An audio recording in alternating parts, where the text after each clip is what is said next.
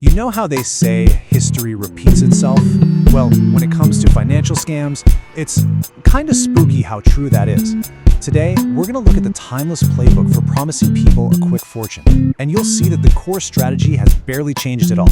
The only thing that's really different is the technology, from old school vending machines to modern day crypto. Let's dig in. So let's start with something really recent. Picture this, it's May 2021, and the crypto craze is in full swing. NBA legend Paul Pierce sends out this tweet, telling the world he's making more money with a crypto called Ethereum Max than he did with ESPN in a year. I mean, coming from a huge name like that, that's a message that just screams, you've got to get in on this right now. But, that hype, it didn't last long.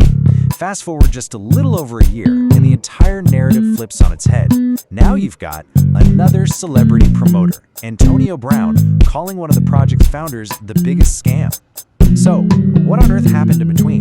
That's where things get really interesting.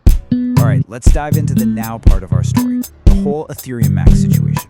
It's really the perfect case study of how celebrity influence, brand new tech, and some very old tricks get mixed together, often with pretty devastating results for everyday investors. Okay, at the very heart of all the lawsuits that came out of this is a really key legal idea, deceptive advertising. And here's the thing you have to understand. A statement doesn't have to be a flat-out lie to be illegal. If it has the capacity to deceive or confuse, then it's a problem. This is so important. An endorsement can be technically true, like, yes, a celebrity got paid, but if they don't tell you they were paid, it's still misleading. So the biggest allegation against Ethereum Max was that this was a classic pump and dump scheme. It's a really simple but totally brutal formula. The insiders, they get in early, they buy cheap. Then they use their fame and their platform to create a ton of hype, creating that fear of missing out, or FOMO, and get the public to start buying like crazy. That's the pump. Then once the price is way up there, they sell all their tokens from massive profit. That's the dump. And of course, that causes the price to crash, leaving everyone else holding a bag of something that's now pretty much worthless. And look, this kind of thing isn't just a crypto problem. Not at all. Regulators, like the Federal Trade Commission, the FTC, they've been fighting deceptive earnings claims for decades. And they have a very, very specific playbook for what you can and can't do. So, where is that line exactly? The line between just exciting marketing and an actual illegal promise. Well, the FTC has some really clear rules, especially when you're talking about selling a business opportunity. Doesn't matter if it's a crypto token or one of those companies that depends on you recruiting new people to sell stuff. The FTC's stance on this is basically rock solid. Any disclaimers have to be unavoidable. That means you put it right there next to the claim you're making. It also has to be understandable, written in plain English that anyone can get. And you absolutely cannot hide it in a hyperlink or behind some little icon you have to hover over. The days of burying the truth in the fine print, according to the FTC, those are long gone. And this is a big one. We've all seen this phrase a million times. Results not typical. Well, the FTC is crystal clear here. That is not good enough. It doesn't actually tell a consumer what is typical, right? It's just a vague little phrase that doesn't fix a misleading impression, and it definitely won't protect you in court. Okay, so we're talking about crypto, social media influencers, digital ads. It really feels like this is a uniquely modern problem, doesn't it? A 21st century thing. But what if I told you the exact same playbook was being run, almost word for word, 50 years ago? Let's hop in the time machine. We're winding the clock all the way back to 1972. There's no internet, no social media, no crypto.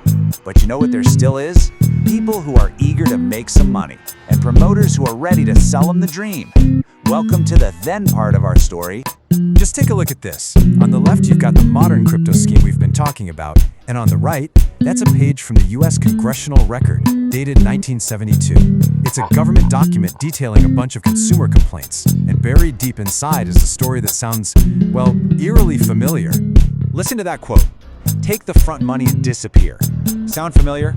It sounds exactly like a modern crypto rug pull, where developers hype up a project, get investors to pour money in, and then just vanish. The technology is completely different, but the scam, it's the same. The playbook from 1972 is basically a carbon copy of what we see today. Back then, instead of buying crypto tokens, people were buying vending machines. The promoters promised them amazing locations and ironclad money-back guarantees, but in reality, the machines never showed up, the prime locations were fake, and those guarantees were totally worthless. They just took the money and disappeared. So whenever these schemes fall apart, Whether it's 1972 or 2022, a huge question always comes up. Who's legally responsible? Is it just the company, or does that blame go all the way to the people who are promoting it? Turns out, the law is pretty clear on this. Accountability actually flows in both directions. A company is absolutely responsible for what its promoters and agents do. But, and this is the important part, the promoters themselves are also personally on the hook for making deceptive claims, especially if they don't disclose that they were paid for their endorsement. Now, I want you to look at this number, 98%. It comes from another FTC case, this one against a company called Burn Lounge. And this number, well, it tells you everything you need to know about what customers were really buying.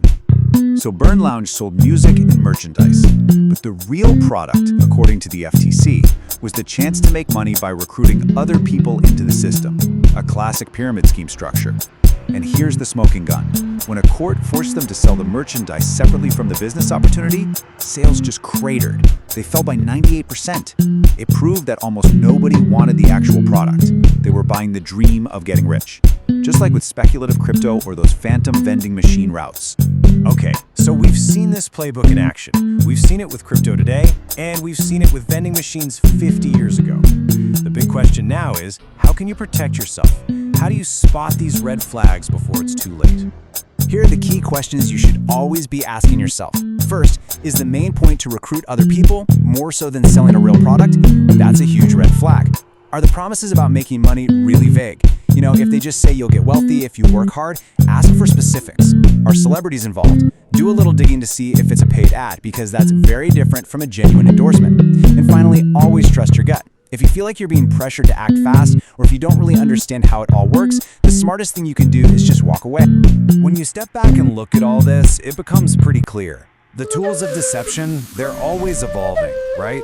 We go from paper ads to social media posts. But the core tactics, preying on that universal desire to get rich quick and using hype to create a frenzy, those are absolutely timeless. The playbook is old. And really, the only question left is, what's it going to look like next?